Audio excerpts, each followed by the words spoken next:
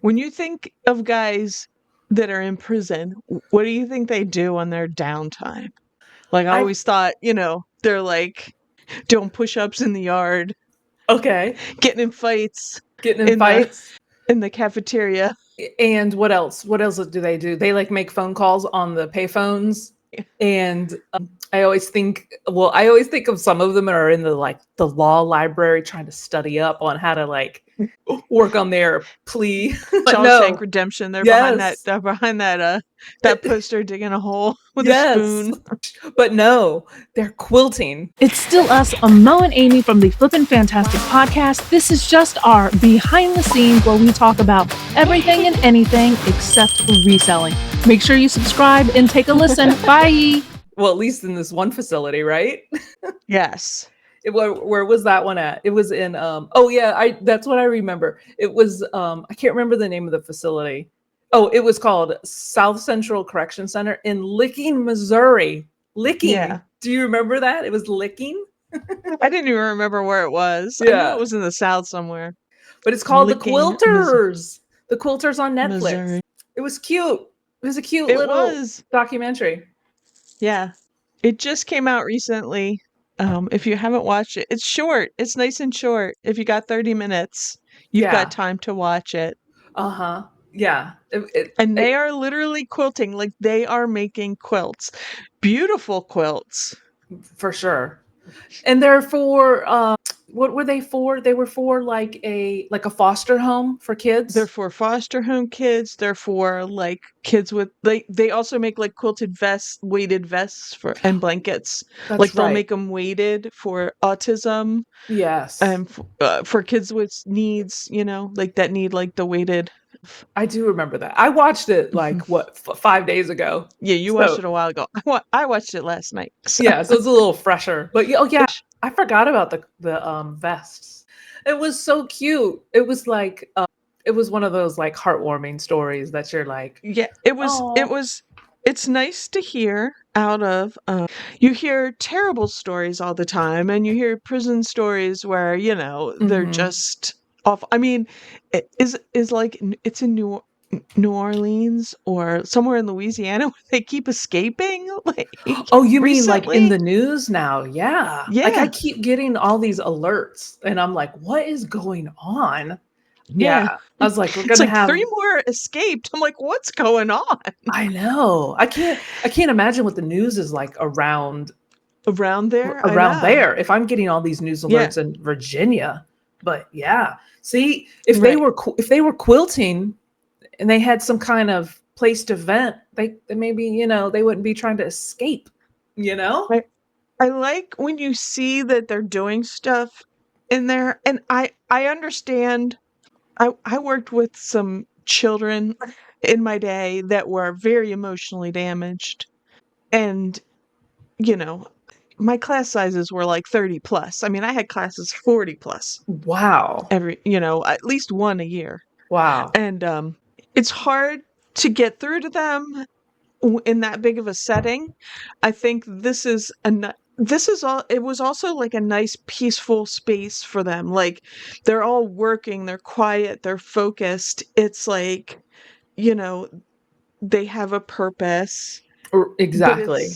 It's also like, you from their stories, it was also a little reflective because they think about like, their life and what brought them to this place and all that kind of stuff. Mm-hmm. Now they called it restorative justice program, but it's not 100% restorative justice. They were trying to push restorative justice in the schools when I was leaving. And from what I hear, they still try it. Like, instead of a kid, a kid slaps another kid upside the head, instead of them getting punished, you're supposed to sit with them and the kid they slapped and talk about it and all this, all this nonsense. Do I think at certain points in time when there's conflict, do you do that? Yes. Do I think sometimes, though, you need to have a punishment to flip the crime? Yeah. Also, yes. Yeah. But this also isn't restorative justice because they're not sitting with their victims. I mean, so it wasn't really restorative justice. But I do think it is a good program. Oh yeah. I think it's something nice for them to look forward to. They're not in with the regular crowd, which is probably, just crazy all day long. Yeah, you and know? that one that they're at is a maximum security prison too. So Yeah, I mean those guys. What was the oldest guy? He's kind of like the mentor. He teaches everybody how to I do think that it. was I can't remember Ricky. his name. Is his name Ricky? Okay, Ricky. He Yeah, was like the he's sensei like or in whatever. for life, right? I mean, he was Yeah. in for murder when he Yeah. was like 20. He's like 60 something now. Since 1979. Like that's like my Yeah. life. That's He was like in his early 20s, yeah. Mhm. And I mean, and you hear about him, like he talked about like, why, like he's like he got in with the wrong crowd. He was an alcoholic, he was a drug abuser, and it led to there. And like he all of them they do say, I did it. It's not, because there is a lot of, when you see some prison shows, there's a lot of, I didn't do anything. I didn't do it. Wasn't me. Yeah. You're on camera doing it, but it wasn't you. Exactly. But these guys have all, like, I've done it, I did it, I'm serving my time. The one guy was getting out soon, I think, or he was at least going to minimum security, maybe getting out. Because he was coming to the end of he wasn't in for life. He was like a 25-year guy or something, right? I mean, yeah. I can't remember his name. So I think it was something like that. But yeah. What did it said that what is this? It says that they began during COVID. Is that when they started quilting? Or at least one of them did. One of them started during COVID or something like that. But, I don't know. I don't remember them saying how long it had been going on. Yeah. But I thought it was one of the things, it sounded like all of their materials was donated to the prison. And when they said that, I was like, oh my gosh, just imagine how much stuff is going to get donated now that it's been aired. Oh yeah, they're probably getting, well, I wonder if they try and start it in some other places, That's true. Yeah, that's true. Or do they have it in other places? They didn't quite say how. Did they say how it started? Like quilting? Like, did somebody? I don't think they did. I mean, it was so short. It definitely could have been like a longer series to like dive further into their lives and stuff. Oh, yeah. But it was, or even just the program and stuff. But yeah, I don't know how if they talked about like the start of it, the origin story of the quilting, because that's a lot of what's the word? That's a lot of gosh, what's the word I'm looking for, Mo? Like backstory? Trust. No, it's a lot of trust because of the stuff that you use, the scissors and the needles, and like how easy is it to like slip a needle underneath your they showed skin like or something. You know? Have to like check it out, and everything's accounted for. You have like a little tool. Little toolkit. And everything's accounted for. And when you leave for the day, you have to turn it in and sign, and everything has to be accounted for. Yeah. But you bring it up because Fred got kicked out. Written up, and it really was because of. Let me show you. Let me put Fred up. Yeah. What was he? He was like mending in his cell or something. Mending clothes. He wasn't mending, but he had a razor blade, and I guess they cut out. They cut patterns out. Yeah. And I guess he was cutting something out for this. And he was up and he had the light on. And so they came and checked and they found it on him. So, everybody was like, he made a mistake and he's suffering the consequence. And I understand. It's like you feel bad because he wasn't doing anything bad with it. He was nervous that he wasn't going to finish this on time. He had to finish it for a kid for their birthday. Right. Yeah. And so he was working on it, but at the same time, you can't have that stuff out in the general population because, like, what if somebody else got a hold of it? Yep, took it from him and caused harm, and I know. So it kind of it stunk for Fred. I felt bad for Fred. They said because he was very, very focused on making that quilt. It was 60s hippie quilt. He said, "Oh yes," and then they all rallied around and made sure that they finished it on his behalf. Yeah, it got done. It got done. I know. But Matt, I remember because Matt watched this with me, and we were like, how they said, oh, you can't have any like infractions or write-ups or anything to be part of this program. And I wonder like what that time period is. Is it like you can't have any infractions like in a month? Again, something they didn't tell us. Like, we don't know, like, how long does Fred have to behave before he can go back? Right. That's what I was wondering. I was like, oh, is he kicked out for life? Like, is it a all or nothing? And do you have to be picked? My other thing is, you know, I mean, you have to obviously probably have to like volunteer, but does everybody even in that prison know that this goes on, or do they talk to certain people about it because they think they have the ability or it's not even just like, I think anybody can probably learn to do this for the most part. It's their temperament. Like, do you know what I mean? Like, because all these guys, I mean, there was cameras on, but they're all calm and they're all working together. And, you know, it was teamwork, you know, and that's what I thought too. Yeah. So like, do people get recommended, hey, you know, we had this program, I think you might be good for it, would you be interested? Yeah, that's what I wondered. Like, if it was like a you know, like you're already part of the club and you're like, hey, are you interested in coming to hang out behind the bleachers and you know, make a quilt, you know what I mean? Right.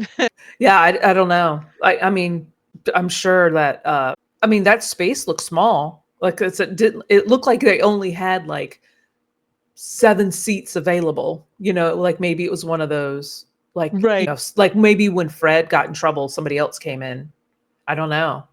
Yeah, well, they had just gotten that new kid too. He had just come up. Yeah, that's true. But you know, like, did somebody else leave? Did somebody else get paroled? You know, true. You know, who knows? Yeah, because it was like the room they're in. There was another, like, there was like 2 little rooms, and then there was the place where they had the lot, like the door where they had, it was like a caged door, you know, where they lock up all the tools at night. Yeah. And then the big room where they have like the machine that did the quilt, you know what I mean? It did like puts the little patterns. Yeah, the quilting on the top of it. Yeah. Yeah, I don't know what it's called. And those are expensive machines because somebody that Matt works with, his wife does quilting, and she has one of those huge machines. Like, they have like a airplane hangar that they rent. And she has a quilting room in the airplane hangar. And she teaches like classes and stuff, but she has one of those huge machines too. Yeah. Like, I think because you need like a dedicated space for that thing because it's big. It was huge, huge. I can't even. And I wondered like that kind of stuff. I wanted to know the history on that. Like, as soon as I saw that machine, I was like, those are expensive. Where did they get the funding for that? Because they're like, I mean, thousands, maybe like tens of grants thousands and stuff, you know? Oh yeah, that's true. I'm sure. Yeah, I guess maybe they could have been donated too. Maybe those were like older models and they were like, oh, we'll donate it to the prison. Right. Yeah. Could be. I know. I thought it was cute that they would send the blankets out and stuff, and then they would get cards and letters with pictures and stuff, and they were able to, you know, hang them up and stuff so they could, you know, with the kids that liked them. I mean, that's like, because those, you know, those are something you have forever. Like, those kids can take with them wherever they go, like they have forever. Yeah, I know. Yeah, because I still have like my kid's blanket that somebody made, like a quilt, you know, when he was like a little baby, you know, and she did the same thing. She quilted it, but not with one of those machines, but she hand did it. Hand did the little swirlies on the quilt. Yeah. Oh my gosh. I can't imagine how long that took, but that was like, she loved doing that stuff. So I would. It's almost like it was too short. I could have had a little bit more. But it was nice to just get like a nice little pop of happiness, you know? I don't know. Yeah, and you know, you hear so much crap. And then the one guy, his name was Chill. He said that, you know, when he walked through the door into the quilting place, he said it was like I could just put my guard down and just be me and just Right. not Yeah, have I to thought be that was tough interesting. or Yeah, whatever. you You got know to what I be. mean? Yeah, because you don't want to get. Yeah, you have to be a certain way. Like there's all these, you know, murderers and Yeah. really angry guys. You gotta watch your back. Mm. It was nice. Oops, I wanted to go back to. There we go. There's Chill. Oh yeah. Oh yeah. Chill was the one that he did butterflies. That was his. Yes. That was his thing. And it's Everything was this is the butterflies. only one I could find, and it's hard to see. But if you look really closely here, they're like butterflies Mm. in the squares and then around there. He Yeah. liked butterflies because his mom likes butterflies, and Yeah. I wanted to find a picture. There was a picture in the show of his mom standing in front of one of the quilts that he made. It was kind of like an orange and black, and it had Yeah. butterflies all. I remember that one too. I couldn't find that one on there. I guess you But would have had Chill, he was pretty chill, you know? oh yeah. It's funny. I mean, they were all chill. Yeah, totally. And then the guard, I guess he was the guard that worked there, was just like, I just have to like put aside the fact that they're criminals and just treat them as people, you know? Yeah. Because I guess, you know, if that's what he did, like if he was the guy that worked in that like shop every day of his shift, it's like those are the only people you're probably interacting with, you know, were those Yeah. 5 quilters or whatever. Right. It was just kind of like, it would be hard to like not say that you're friends with them. Do you know what I mean? Right. But Yeah. you know. It's you know, when you hear terrible news and you hear like just, you know, the awful things that people do to get put in jail day in, day out, it's nice to hear. Well, I want to say Chill was in for. He wasn't in for murder. Did they Ricky was in for murder. Chill. There was another guy that was getting. He said he was probably leaving soon because he was either getting downgraded, like from maximum to less maximum minimum. Yeah. I don't know security, and so he was probably going away, and he might be getting out soon because he was like coming toward the end of his term. Yeah. And then Chill has 25 years, but his was something. His says, I can't remember what it was. It says he was convicted you of read? multiple counts of assault and armed criminal action in the mid 2010s. Yeah. And I wonder, was he like, because so that was the thing. He had an upholstery shop. Yeah. Like he was a leather worker. He did leather and upholstery. I think it was for cars. In my head, I was immediately like, he did automobiles probably. It probably was, but like, you know, were they also running drugs out of, you know what I mean? Like I was like trying to like think of the scenario of like why a guy with like an actual like skill, you know, is getting, and you know, I was wondering if he was like just, you know, it's 90% of the time it's drugs, right? Was he upholstering the drugs back into the seats and sewing it back up? Yeah, maybe. Is that what you're saying? Maybe. It's just like I just hope these guys get out sometime and they don't go back to, you know what I mean? Like that life. Right. They stay. They remember what. I think part of this is, I don't think, and this is terrible to say, I don't think you can rehabilitate everyone. Some people are just way more damaged than, you know, than something like this can help. Oh, yeah. But some people, like these guys, like there's still like a person in there with empathy, and you know what I mean? Like they had empathy to begin with. That's another thing. Like especially if you don't learn empathy young, man, it doesn't, it's not there. And I taught some kids that, you know, there was no empathy there. It was like scary sometimes, you know? I mean, they were few and far between. It wasn't everybody, but there was a few, and you were like, oh my gosh, like what's gonna, like if you don't have like a little ounce of feeling about the person next to you. Yeah. It's just a damaged upbringing, you know? Right. Oh yeah. And I guess that goes back to like, I was thinking like, you know, there's just some guys that you know, they're not the guy that's angry every single day in jail, in prison. Yeah. They're not picking him. You know what I mean? They're going to pick the guys that are like, I just want to, you know, I want to be on my best behavior and try and get out of here. Right. make the Effort. I mean, it's still a life, so you're just living it there. Mhm. Like it's almost as if like, I mean, I know it's not the same at all, but it's almost as if you're like perpetually in college, living in the dorms. Yeah. And you know what I mean? You Like, go to class or your job every day. yeah, You like go it's home. like like if that's all you know. Like some of them had been in there since, you know, they were 20, then that like Yeah. literally they spent more time inside than outside. So Yeah. it Oh, was yeah. it's just their Oh, yeah. Ricky, it's just he's their been in life there now. since he was 79. Oh, my gosh. I Can you know. imagine? Can you Yeah. imagine? No, I can't imagine. I But can't either. And when he knows he messed up, like he's like, you know, he's like, I did it.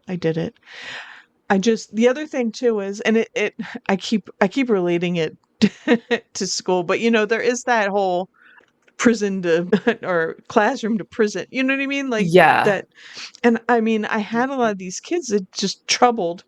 And tell you, I had these huge classes.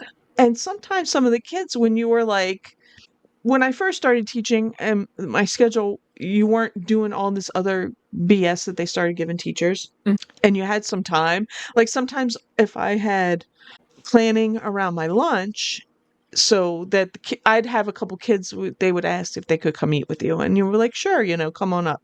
Oh, So they would okay. come in, and it was just like they're different people when there's not 40 other kids around them, you Yeah. know? And that's just how everybody is. You're different in a crowd then. And I think if more people in prison and in school had the chance to be in a smaller calmer setting, Yeah. because these people with trauma, like their fight, fight or flight response, when there's so many people and everybody's yelling and it's, you know what I mean? You're constantly under stress. Yeah. Whereas these guys, like, they get to, like, they're not under stress all the time. They're in a calm They can decompress, place. you know? Exactly. And like they can heal a little bit. Like your brain, your cortisol isn't like up to here because you're in stressful situation. It's almost, we perpetuate these people's problems from childhood to if they end up in prison. Not Right. all of them, but they some of them do, you know. And it's Yeah. just that it's perpetuated all throughout. Like they are almost never in a calm environment. And I don't even mean like the kids were hanging off the rafters in my classroom, but 40 kids in a little space is, you know, you don't get quiet. I'm trying to do science. They got to talk to each other. Yeah. It's just, you know, That's a loud, lot all for loud. like, you know, middle school age kids. I mean, it's different when you're in college and you had like those math classes. Did you have math classes too in college? Like Yeah. I had lectures that had like 300 kids in them, like in Yeah. college. Yeah. But it's like it's different when you're an adult, you know, doing that. than Right. being Kids are kids. They got to middle move school age. around. They got to, Yeah. you know, and you try and keep but like when kids are loud.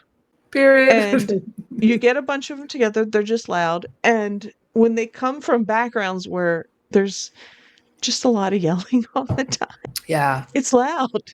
They don't know Yeah. any better unless you show them better. And you can't show them better stuffed in a classroom like that or stuffed in a prison, you know.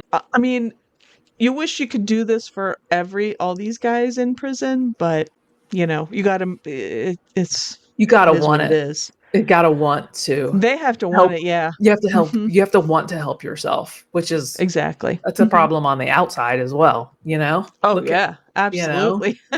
look Yeah. at. I mean, we could go off into a whole nother subject of.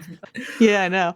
It just when I watch this, it just made me think of like, not all of them come from that background. You could get into drugs, you can get into things, but like some of the kids that I taught, and like, I don't know, it just made me think. You know what I mean? You're always in this like tense.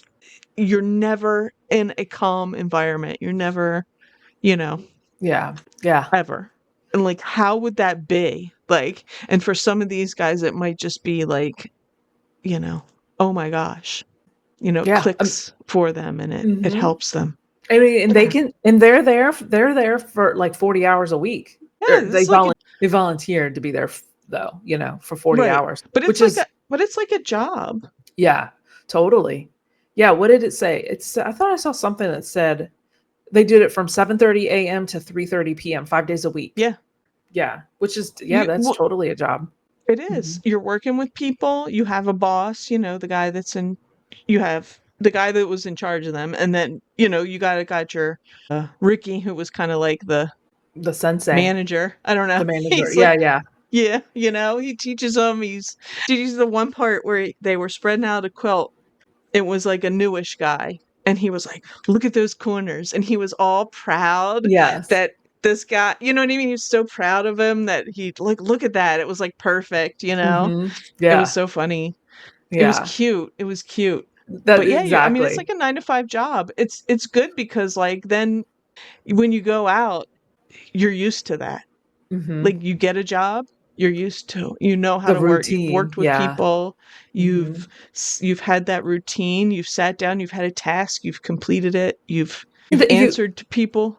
And you have a skill. Like when you leave, you could literally just start your own business. You could start your own Etsy business or something, and for real, start stitching clothes, man. I would. Like I see those ones on Instagram. There's not a lot of tailors around anymore, Yeah. or seamstresses, even. I've seen those like TikToks and Instagrams. Well, they will take blankets like that and they will like cut them out and create clothes out of those blankets. And they can get hundreds and hundreds of dollars for these like deconstructed blanket. They'll take like Carhartt patterns, but they'll make they'll recreate the Carhartt jacket with the quilts and stuff, and they're really cool. So just think how far that could go. Where people will make quilts out of like your old t-shirts and your old like sentimental things. Like they'll do that too. That's true. That's true. It's like true. both. I guess you could do either way, but yeah. So if you find yourself in prison, make sure that I'm just saying, if you should look into the Quilter Club and for real get it's not some just skills. making license plates. You might be able to sew. What is that? Is that for real, or is that just like an urban myth that we just grew up hearing? I think there's some places where they do make the license plates. Like, what are they just stamping numbers? Like you just like put a number and just smash it? Like, is that how it's made? I don't know. I don't know. Netflix, get on it. We need a documentary. The Platers. That would be the next one. The Platers. Oh my gosh. And with that, guys, stay sassy. Bye. Thanks so much for watching, and check out more of our videos right here. Stay sassy.